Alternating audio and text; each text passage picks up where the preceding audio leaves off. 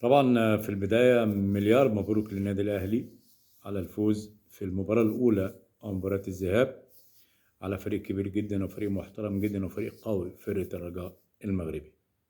فوز منطقي جدا جدا لمارسيل كولر ولعبته، وفوز وجهة نظري في ذكاء شديد للاعيبة الأهلي وكمان لمدربهم، إذا كان في التشكيل أو في التغييرات اللي حصلت بالنسبة لمستوى فريق كبير زي الرجاء. الرجاء فريق هجوميا هو الأقوى في أفريقيا مع سان داونز، دفاعيا يعد من تاني أقوى خطوط دفاع بعد الوداد، 3 أهداف في معدل مباريات كان جيد جدا جدا.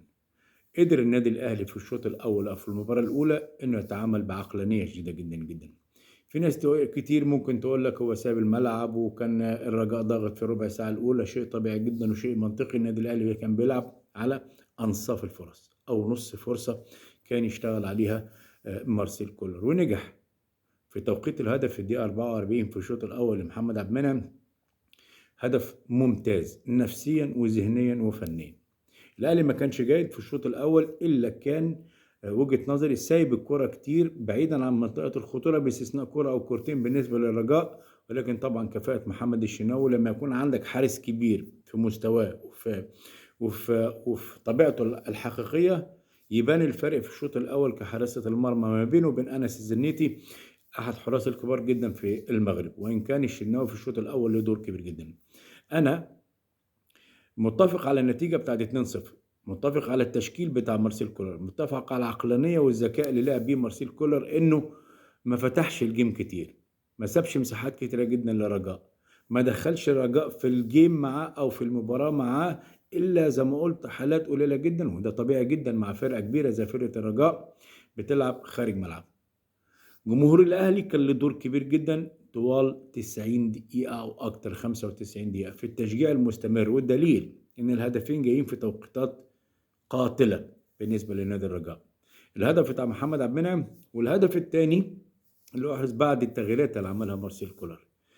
كولر كل يوم عن يوم بيثبت ان بياخد مباراة عن مباراة بشكل مختلف، بيلاعب الفرق او الفرق الكبيره او الفرق اللي معاه في بطوله افريقيا بتفكير او بقراءه او بدراسه ممتازه جدا جدا، هو مش مستعجل. وده اللي عجبني في مارسيل كولر. ممكن ناس كتير جدا تنتقد الاداء بتاع النادي الاهلي، وان كنت ارى ان في عوامل ايجابيه جدا في النادي الاهلي، خصوصا هتكلم على حراسه المرمى النهارده محمد الشناوي، هتكلم على طرفين الملعب في بعض الاوقات اذا كان محمد هاني وعلي معلول في بعض الاوقات، هتكلم على قلبين دفاع وخصوصا محمد عبد المنعم كان له دور كبير جدا النهارده انه يتعامل مع خط هجوم قوي، وكمان وسط الملعب وتحديدا مروان عطيه واحد من اهم اللعيبه. اكتشاف بالنسبه للنادي الاهلي في مركزه وفي مكانه. التعاقد معاه جاء لمصلحه النادي الاهلي، قعد حمدي فتحي على الدكه، قعد اليو ديانج على الدكه، قعد عمرو السوليه على الدكه، وحمدي فتحي ومروان عطيه ثابت في مكانه في مركزه. ده بيديني ان مروان عطيه مكسب كبير جدا للكره المصريه والنادي الاهلي في لاعب الارتكاز رقم 6 بعد اعتزال حامد لما يعني يعتزل، يعني ربنا يوفقه طبعا مع نادي اتحاد جده، عامل موسم اكثر من رائع مع اتحاد جده. انا عجبني الاهلي، عجبني اداؤه، عجبني مستواه اللي هو قلت 90 دقيقة، عجبني انه لعب الجيم بشكل ممتاز جدا عقلاني وفي ذكاء كبير جدا من مارسيل كولر، عجبني تغييرات مارسيل كولر اثناء المباراة. وطبعا بتكلم على الشكل الهجومي، كل ما كان بيوصل النادي الاهلي كل ما كان بيكون خطر، كل ما كان بيروح للثلث الاخير عند رجاء كل ما كان بيكون خطر، وده جاي على فترات ما فتحش الاسلوب او ما عملش مساحات كتيرة جدا لرجاء. 2-0 نتيجة منطقية، نتيجة إيجابية، نتيجة جيدة جدا أمام ملعب صعب جدا جدا في كازابلانكا، أمام جمهور كبير جدا جمهور الرجاء. البداية جيدة بالنسبة للنادي الأهلي، بداية زي ما قلت منطقية، بحيي عليها مارسيل كولر، بحيي عليها لعيبة النادي الأهلي، وبحيي عليها جمهور النادي الأهلي. أنا شفت إن الأداء زي ما قلت منطقي، أداء في عقلانية جيدة جدا، أداء في ذكاء، اداء كمان مع تغيير تكتيك في بعض الاوقات باسلوب معين، يعني استخدامه الكهرباء كراس حربه لانه يعلم ان قلبين الدفاع بالنسبه للرجاء الى حد ما قليلين، انه يلعب على الجبهه اليسرى اللي فيها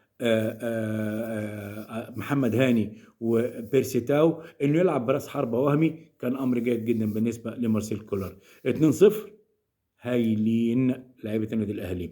المباراه اللي جايه لازم يكون الشكل مختلف تماما. أعلم أن الرجاء سيستم منذر الكبير ولاعيبة الرجاء، والنتيجة هتفتح الجيم كتير جدا هناك، وده في مصلحة النادي الأهلي، في مصلحة السرعة والهجمات المرتدة واللعب كمان على بيرسي تاو وكهربا واللاعيبة حسين الشحات. وبالتالي اختلاف المباراة الأولى عن اختلاف المباراة الثانية، وأهم ما هو متوفر ان النتيجه 2-0 افضل كتير جدا من 1-0، افضل من 2-1. مبروك للنادي الاهلي. وزي ما قلت قبل كده، الاهلي الفرقه الوحيده اللي في مصر وافريقيا تراهن عليها وانت قاعد حاطط رجل على رجل. تحياتي.